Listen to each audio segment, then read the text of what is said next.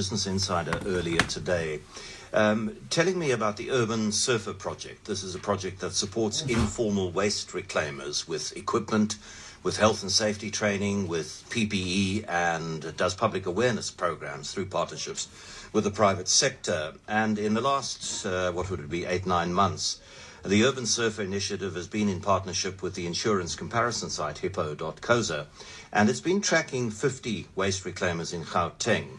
And each of them has a trolley which is equipped with a small battery-powered GPS that operates on cellular 2G networks.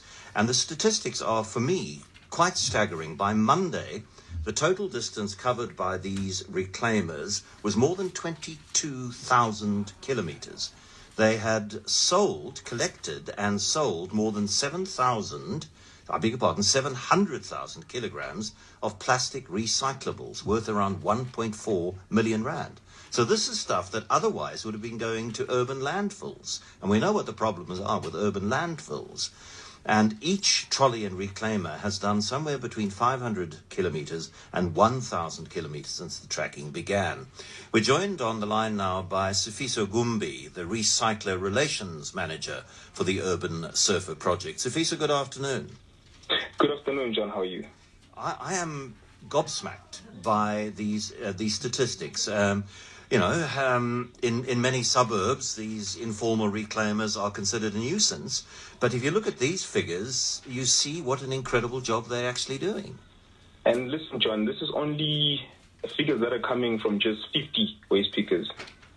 Just 50 waste pickers. Imagine what we could do if we could reach a bigger number. And I mean, thanks to Hippo, which is really the catalyst and our sponsor that has actually made it possible for the project that you've now seen on Business Insider and the data that's been, featured on that article.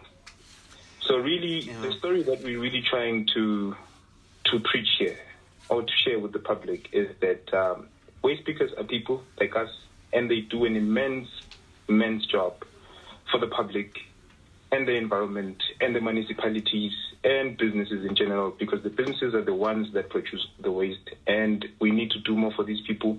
We need to acknowledge these people, and we need to help them. And, organizations such as Hippo have started to come to the party, and we're inviting more to join us on our journey.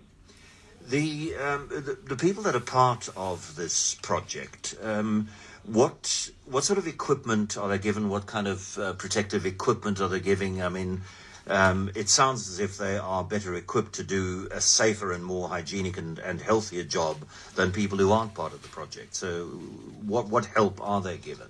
That's actually a great question. So what we really supply them with is the collection trolley, which is the most important tool for their process, really. And then we give them PPE. And then we give them gloves, and we give them masks, because what they do is a hazardous job. So what they do, they go through people's bins, so they need the gloves, they need the masks, and the PPE that we're giving them in the trolley is branded, and the trolley actually turns into shelter at night. So what it has really given them, it has restored their dignity.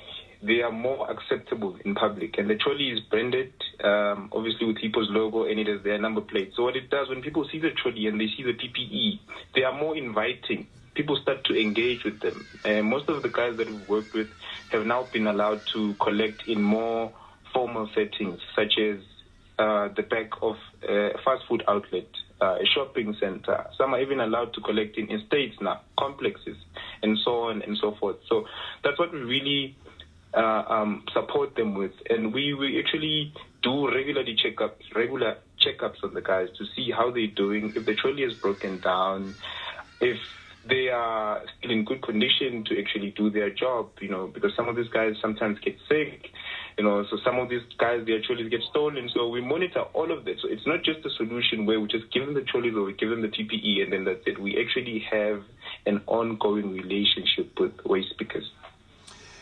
And these trolleys, the ones who aren't part of the project, many of them use supermarket trolleys, which have been collected, stolen, and perhaps adapted in one way or another. What do these Hippo-branded trolleys look like, given the fact that you say that they can become a shelter?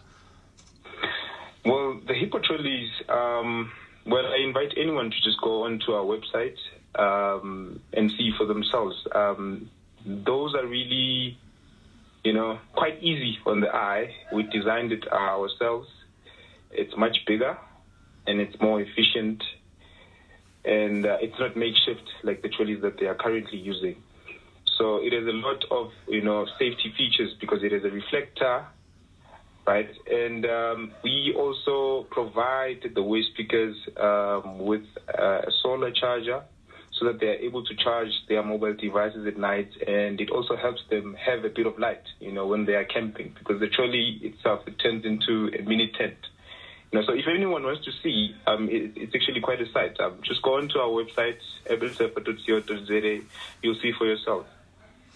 And I've just done some sums. That 1.4 million rand since November last year, 50 waste pickers. It works out to an average of 28,000 for each of them over that period of, let's say, 9 months, which is just over 3,000 rand a month each. It's not a lot of money for a dirty and miserable job that middle-class people would absolutely hate to do, but it is at least an income which can help you be reasonably well fed and perhaps slightly better clothed, and people who are on the streets without this initiative.